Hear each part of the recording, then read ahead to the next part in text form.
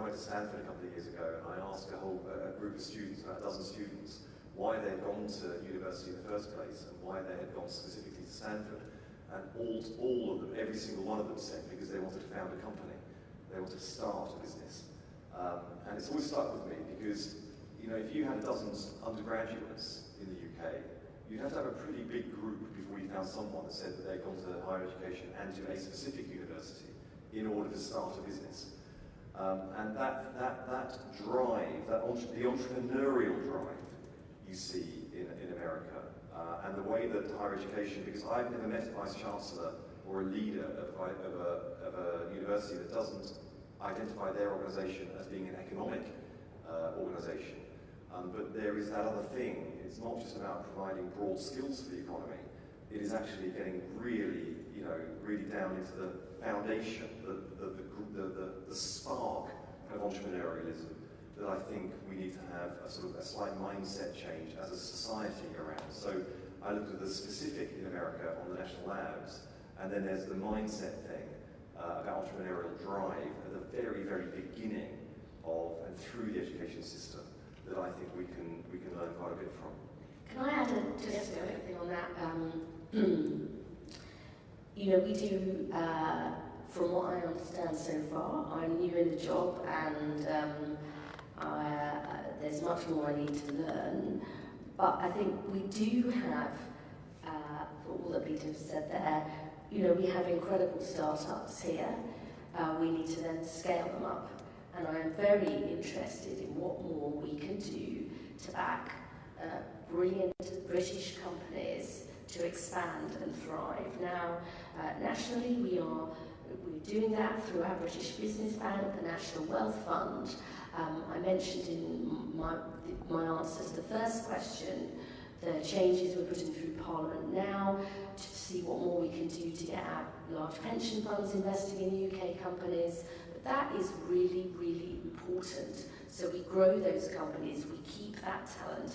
We want an investment from the US, and that's what we got in this tech partnership, over £30 billion, but we need to do more to support those startups to scale up, and that is something I think we need to focus on.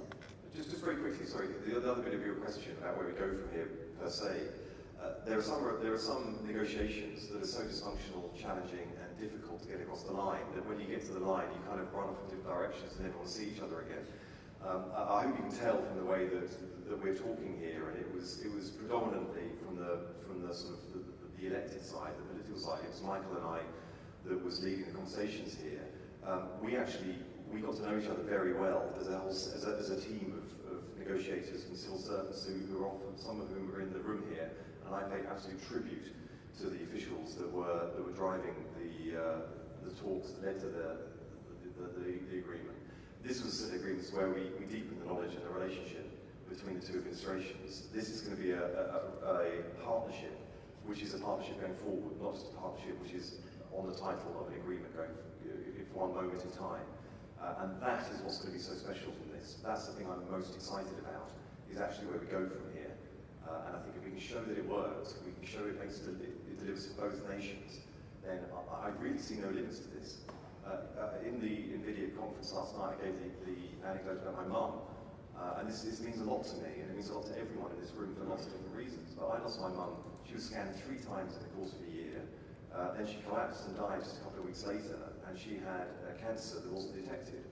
And now in the last 10 years, with the integration of AI into radiotherapy, there's no question in my mind, literally no question in my mind, that she would be alive today, and she can scan using scanners that are currently in most hospitals across the UK. That was the last decade. In the next decade, we have the opportunity, if you listen to people like Demis, to actually prevent those diseases happening in the first place, and to cure them if they do emerge. That's the potential we have. The potential for that becoming a reality has just come a lot closer because of the partnership that we have designed between two nations. And to be part of that, and to be in a room for the people who actually are in the front line of doing the research and benefiting from this, it's just the most amazing thing to be part of. To be a small part of that relationship, and to be in a room like this, and to be able to have future generations that look back and think, this is the group of people that made that a reality. That is a pretty special thing to do.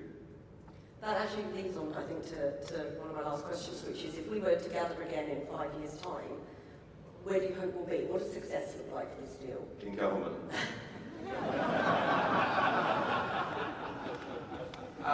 To me, I think if you kind of just go through the three sections, there's some pretty obvious things that we need to do. On the AI front, I hope that we can continue to make sort of novel discoveries and breakthroughs in important life sciences that will make huge impacts to all of our people. I think new integrated research programs between our AI institutes are going to be really important on the AI front. Harmonization of some of our innovative sort of regulatory sort of apparatus around artificial intelligence is critically important. On civil nuclear, it would be amazing to see SMRs deployed and actually powering homes here in the UK and the United States. And on quantum, to actually have a research security program that rises to the occasion of how important that technology is for the world. So those would kind of be what I hope to see in a few years. I mean, it would be, more world-leading breakthroughs, more world-leading British companies, and more incredible ecosystems like you have here in other parts of the country. Everything they said, and I want everyone to be excited about technology and AI. I want everybody to feel, every person in every part of the country, to feel the benefits of AI. I want people to feel the benefits in their health. I want people to feel the benefits in their pocket. And I want people to feel an excitement and an optimism about the future as a result of the way that AI is developing and the way that AI is being deployed in their benefit. And final question, I think, is you've got a room full of either imperial academics or other people representing part of the UK research base. How do you want us to engage to kind of help this deal be a success? Not just getting our hands on some of that compute power, and perhaps not just spreading our entrepreneurial spirit that we have here at Imperial around the country, but what do you need from the universities in the UK science base and the US base? Well, what I'd really like is a new technology where I download everything in your heads into my head so I know exactly what to do. But I would say my friend and colleague in the cabinet, Pat McFadden, always says the best politicians don't say everything or do everything, they do the most important thing. And what's really important for me is to have a clear set of priorities in this area, which inevitably does mean deprioritising other things, so that we are really boosting our competitive edge. And I don't believe governments should do everything, but they need to know exactly what it is you need to have backing for. So that is the discussion I would like.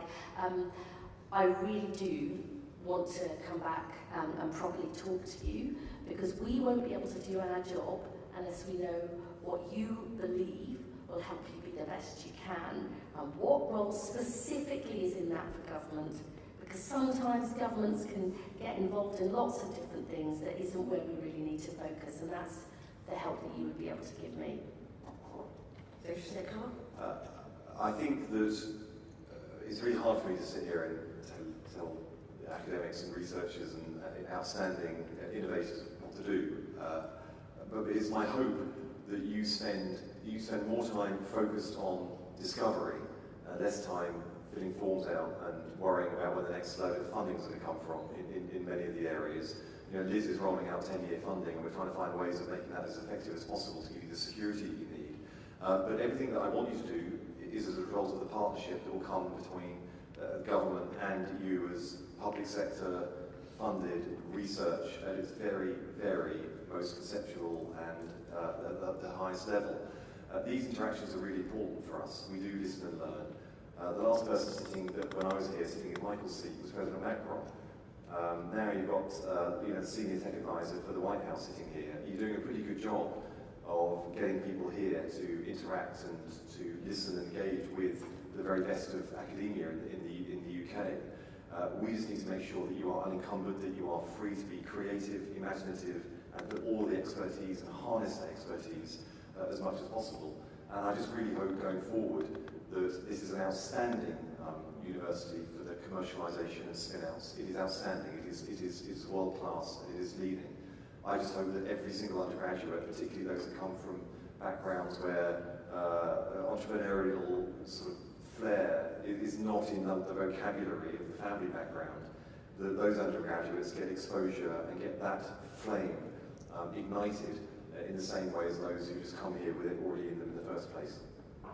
Director Francis, I give you the final word. Oh, no, I couldn't agree more. I mean, one of the things that our office thinks about a lot is how we can encourage young Americans to go into science and technology fields. And the number of Americans that are graduating with PhDs in the hard sciences has been declining quite steadily over the last 15 or 20 years. And in some of our most important hard sciences, the majority of PhD recipients are actually non-US born folks. So a lot of our effort is to try to spur more Americans to be excited about these incredible technologies we talk about every day. This is what is going to be transforming the world. These are the people who are going to be creating new drugs and shaping the way our economy functions. So for us, I hope and I continue to want to work with all of the great institutions around the world to make sure we have more young people interested in sciences, and excited that this deal can help make that happen.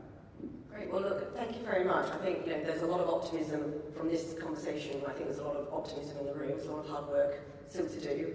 I just want to thank the panel for the discussion and to thank colleagues from the US Embassy, from your office, the White House Office for Science and Technology Policy, colleagues across Whitehall, and of course my team here at Imperial for bringing this event together. And if we could just have another round of applause for our panelists.